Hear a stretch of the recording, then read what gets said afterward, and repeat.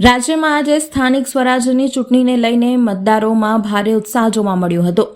વડોદરા ગ્રામ્યની વાત કરીએ તો કોયલી અને નંદેશ્રી એમ બે બેઠક માટે પેટા ચૂંટણીનું મતદાન હાથ ધરવામાં આવ્યું હતું। શહેરના છેવાડે આવેલ કોયલી તાલુકાના પંચાયતની બેઠક માટે વહેલી સવારથી જ મતદારો પોતાના મતાધિકારનો ઉપયોગ કરવા માટે મતદાન કેન્દ્ર પર પહોંચ્યા હતા। રાજ્યભરમાં યોજાયેલ સ્થાનિક સ્વરાજ્યની ચૂંટણીના આજના મતદાનના દિવસે કોયલી બેઠક માટે મંડળ સંચાલિત કોયલી વિદ્યા મંદિર ખાતે મોટી સંખ્યામાં મતદારો મતદાન કરવા માટે પહોંચી ગયા હતા અને મતદાન કેન્દ્ર પર આવી પહોંચ્યા હતા। આ વિસ્તારમાં અનેક ઔદ્યોગિક એકમો આવેલા છે, ત્યારે યુવા મતદારો પણ મોટી સંખ્યામાં મતદાન માટે આવી પહોંચ્યા હતા। કોયલી ગામમાં આજે અનેક લગ્ન પ્રસંગ હોવાથી એક તબક્કે એમ લાગતું હતું કે મતદાન માટે મતદારો નિરસ રહેશે, પરંતુ ચૂંટણીને ધ્યાનમાં રાખી મતદારોએ ઉત્સાહ દાખવ્યો હતો। સ્થાનિક સ્વરાજ્યની ચૂંટણી તાલુકા પંચાયતની પેટા ચૂંટણીમાં ભાજપ અને કોંગ્રેસ વચ્ચે એડીચોટીનું જંગ જામ છે એમ લાગી રહ્યું છે। અત્રે ઉલ્લેખનીય છે કે સ્થાનિક સ્વરાજ્યની ચૂંટણીમાં વડોદરા તાલુકા પંચાયતની કોયલી બેઠક માટેની પેટા ચૂંટણીમાં કોયલી બેઠક પર કુલ 7,363 જેટલા મતદારો નોંધાયા છે। મોડી સાંજે 6 વાગે મતદાર પ્રક્રિયા પૂર્ણ થયા બાદ ઈવીએમ સ્ટ્રોંગ રૂમ ખાતે ખસેડવામાં આવ્યા હતા।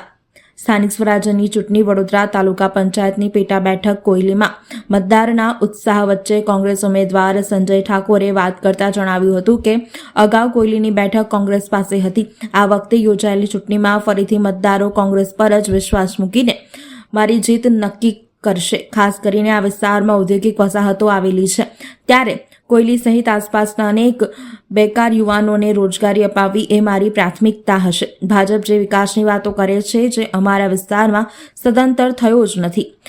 તમામ પ્રકારનો વિકાસ હું ચૂંટણી જીત્યા બાદ કરીશ। આ પ્રકારનો આત્મવિશ્વાસ કોંગ્રેસના ઉમેદવાર સંજય ઠાકોર દ્વારા વ્યક્ત કરવામાં આવ્યો હતો। કોયલી ગામની સમસ્ત ગામજનોને મારા જય માતાજી।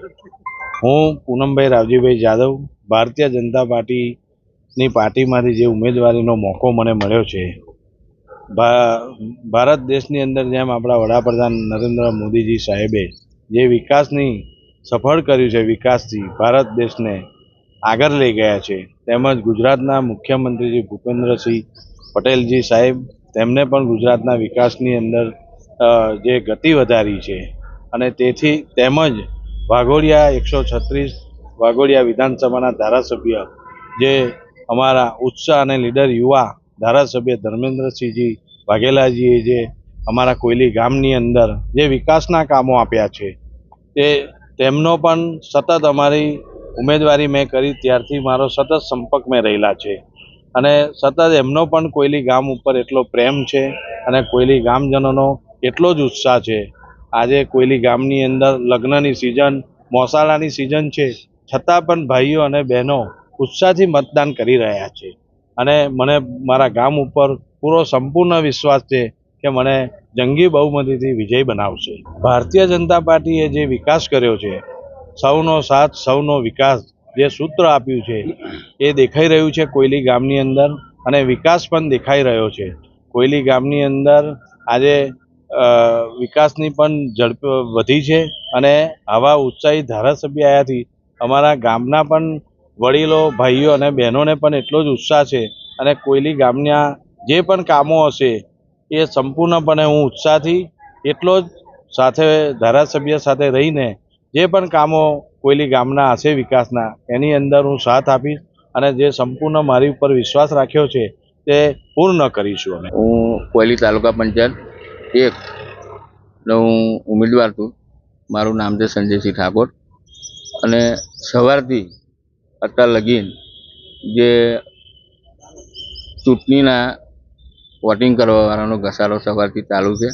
અત્યારે આપણી ગણતરી છે 50-60% વોટિંગ થશે, અને ગઈ વખત બી કોંગ્રેસ જીતેલી છે, અને આ વખત બી કોંગ્રેસ જીતશે। કોઈ વિકાસ જ નહીં સાહેબ, કોઈ જાતનો વિકાસ દેખાતો જ મને બતાવો। મતદારો કહી રહ્યા છે, મીડિયાનું તો કામ માત્ર તમારા સુધી પહોંચી જવાનું, ક્યાંક ને ક્યાંક એવો પણ આક્ષેપ છે કે આયાતી ઉમેદવાર છો। આ બધા જ વિવાદોની વચ્ચે, આ બધા જ એની વચ્ચે આપની જીતને લઈને કેટલા આશાવાદી છો? આયાતી ઉમેદવારની વાત કરીએ તો બધા આયાતી ઉમેદવાર છે। અમારા એરિયાના એમએલએ બી આયાતી છે, બરાબર। આયાતીનો તો કોઈ મુદ્દો જ નહીં આપણો। પબ્લિક આપણને ચાહશે અને ચાહશે અને આપણી જીત પાકી જ છે. જનતા કોંગ્રેસ જ માગી રહી છે, બે ફિકર કોંગ્રેસ માગી રહી છે. જે કંઈક મુદ્દાઓ છે અમારી ધ્યાનમાં એ અમે કરવા તૈયાર છે. અમે ઊભા રહીને એ મુદ્દાનું નિરાકરણ કરીશું એવી હું આશા રાખું. ખાસ કરીને યુવાઓની બેરોજગારી છે આ વિસ્તારમાં. યુવાની મોટા મોટા ઔદ્યોગિક સંકુલો આવે સાહેબ, યુવાનીની બેરોજગારી તો અહીં વાત જ નહીં કરવી. બીજેપી વાળાની અહીં હું પરિસ્થિતિ આ લોકો યુવાનોને કરેલી છે એ તો યુવાનો પોતે જાણ જ છે કે ભાઈ હું અમારો પ્રશ્ન છે. કોંગ્રેસે જે વખત કોંગ્રેસનું રાજ હતું અમારા તાલુકા પંચાયતનું તે વખત કોઈ છોકરા ઘેર હતા નહીં, બધાને રોજીરોટી નોકરી બોકરી મળી રહેતી હતી. આ ભાજપની સરકારમાં બધા અત્યારે તમને બતાવું કે 75% છોકરાઓ ઘેર છે. ચાલો કે લાગ્યા હોય નોકરી પર તો એમને 1 મહિનો બીજા મહિને તો ઘેર હોય. આપણી પ્રાથમિકતા હા, બેરોજગાર. મારી મેન મુદ્દો મારો પ્રશ્ન એક જ છે.